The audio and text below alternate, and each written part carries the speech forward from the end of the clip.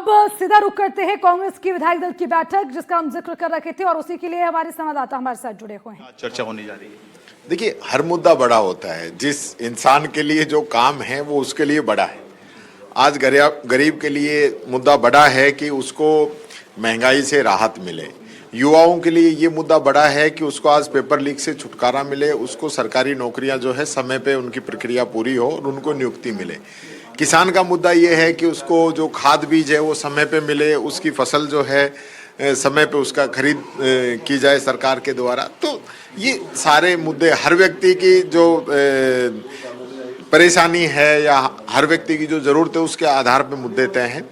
हम सभी का ध्यान रखेंगे। ये जो पूरा सत्र रहेगा, हमारा पूरा प्रयास रहेगा कि जनता के इश्यूज जो हैं हम सदन के अंदर लेके आए और सरकार उस पर जवाबदेही तय करे कि ये नहीं हो कि सदन के अंदर जो बातें हो रही हैं, जो काम ये कर रहे हैं, जो घोषणाएं ये कर रहे हैं, फिर पूरी नहीं हो रही है। घोषणाओं के बार हम कहा जा रहा है कि ये तो जो है नॉट फिजिबल थी। तो ऐसा तो कभी हुआ नहीं कि चीफ मिनिस्टर घोषणा कर दे और उसके बाद कहें कि फिजिबल नहीं है। आज जैसे आपने अभी भाषण में सुना कि रिफाइनरी अंतिम दौर में है, तो चीफ मिनिस्टर ने तो लास्ट ईयर ये घोषणा की थी कि हम अगस्त में शुरू कर देंगे।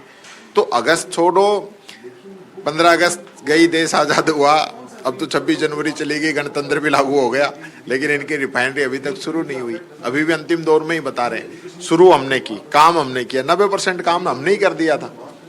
तो ये लोग कर क्या रहे हैं? लेकिन सदन चलेगा तभी सार्थक चर्चा हो पाएगी, इस बात का आश्वासन आपने दिया है अध्यक्ष को। देखिए, सदन चलाने की जिम्मेदारी सत्ता पक्ष की है। हमारा काम है वहाँ पे जनता के इश्यूज को उठाना। हम कोई वहाँ लड़ाई करने नहीं जाते हैं। ये तो एक बीजेपी वाले परसेप्शन बनाते हैं कि विपक्ष जो है हंगामा कर रहा है। भाई, हंगामा हम कर रहे हैं, मान लो हम कर रहे हैं मनरेगा को लेकर हंगामा, तो वहाँ जवाब दें कि आपके समय में स्कीम में ये कमियां थी, हमारे समय में ये अच्छाइयाँ हैं। बताएं जनता को, जनता देख लेगी कि कांग्रेस गलत कर रही है, बीजेपी गलत कर रही है। हम मान लो मुद्दा उठाते हैं कानून व्यवस्था का, तो ये बता दें कि कानून व्यवस्था कांग्रेस के समय में क्या थी, इन्होंने उसमें क्या सुधार किया है। हम मुद्दा मान लो उठाते हैं युवाओं की भर्ती का, तो वो बताएं कि इनके समय में क्या था।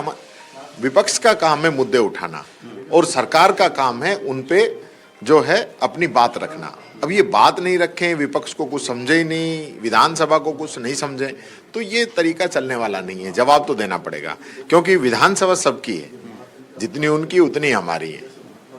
बिलों पर चर्चा की भी बात आप लगातार कर रहे हैं। सरकार ने एक बिल का तो ऐलान कर ही दिया, डिस्टर्ब एरिया, उसका आप विरोध कर रहे हैं। मैंने ये बिल है क्या कोई? ये तो राजस्थान को एक प्रकार से इस प्रकार का है कि जनता के बीच में राजस्थान की छवि क्या बन रही है। आज राजस्थान जाना जाता है यहाँ के भाईचारे की वजह से, यहाँ के लोगों के स्वभाव की वजह से, यहाँ के भाईचारे की वजह से, यहाँ की वीरता की वजह से, यह हमारा अतिथि देवो भव की जो भूमि है उसकी वजह से। तो ये उसको क्या मैसेज देना चाह रहे हैं कि हमारे यहाँ पे दंगे होते हैं, हम दंगे कराने वाले प्रदेश के लोग हैं।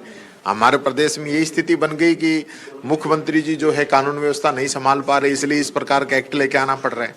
तो ये क्या मामला? ये तो उल्टी इनकी कमजोरी झलक रही है कि ये लोग कानून व्यवस्था अच्छे से लागू नहीं करवा पा रहे हैं, इसलिए इस प्रकार का एक्ट लाने की जरूरत है। नहीं तो कानून तो आज भी है ना। आज किसी को स्वतंत्रता है क्या वो कोई दंगा कर देगा, या स्वतंत्रता है क्या किसी का मर्डर कर देगा?